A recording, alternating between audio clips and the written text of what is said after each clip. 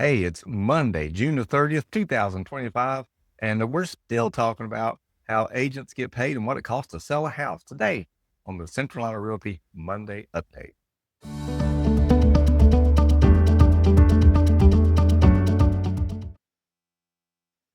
Jay White here from Central Iowa Realty, and on today's Monday Update, we are going to be talking about some of the costs associated with selling a house. Most importantly, how those greedy real estate agents get paid.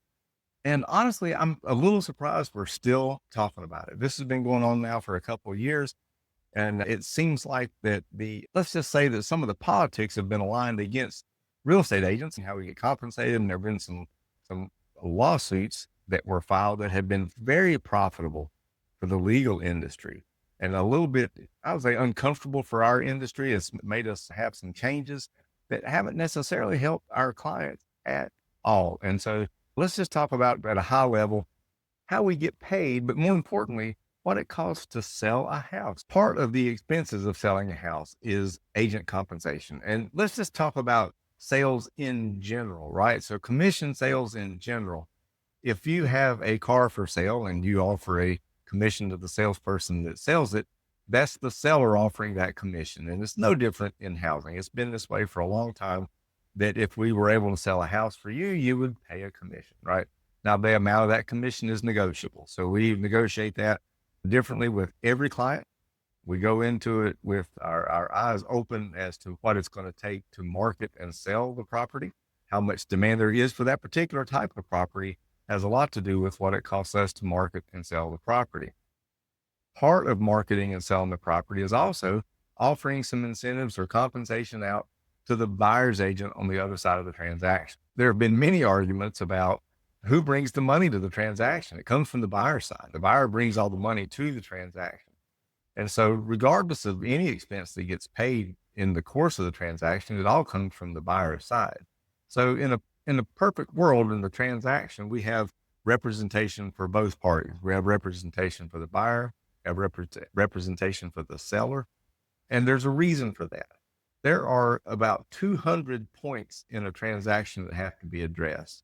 We've counted it many different ways, and it's a complex process. It's a complex legal process to transfer property.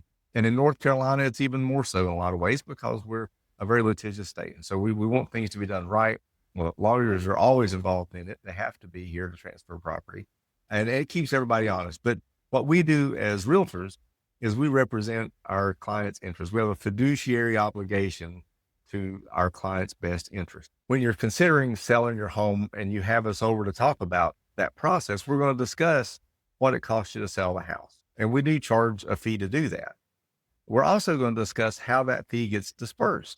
And we like to share that fee with the buyer side of the transaction as well. And we'll discuss buyer agency compensation during that talk when we get together and when we discuss the terms of how we list your property. If you don't want to allow us to share our fee with the buyer side, and it's your right to do that as a seller, it really handicaps your property. And we can talk about specifically why, if you're ready to sell, you don't want to do anything to handicap it.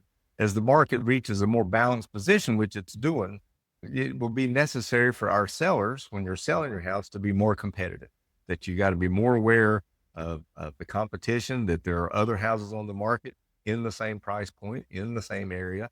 And so we want to be competitive. We want to make sure that we get you the maximum value for your house. And it's time to trust us to do that when we're selling your property.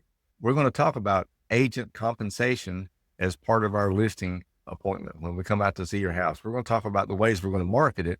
And one of those ways we market it is by what we offer in the way of buyer agent compensation. It's called cooperative compensation. That's what we like to call it. So anyway, that'll be part of the conversation. But if your agent's not talking about it, you need to push them to talk about it, because it is a tool that we use to help sell your property and get you the maximum value for the property.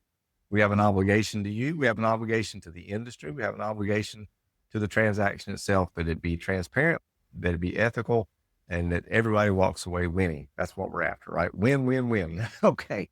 So that's pretty much what I had on my mind for the Monday update. The conversations seem to be still around a lot of that agent compensation, and we want to keep that going. We want to keep the conversation lively for you. And if you want to find out more about it, go to centralinarealty.com.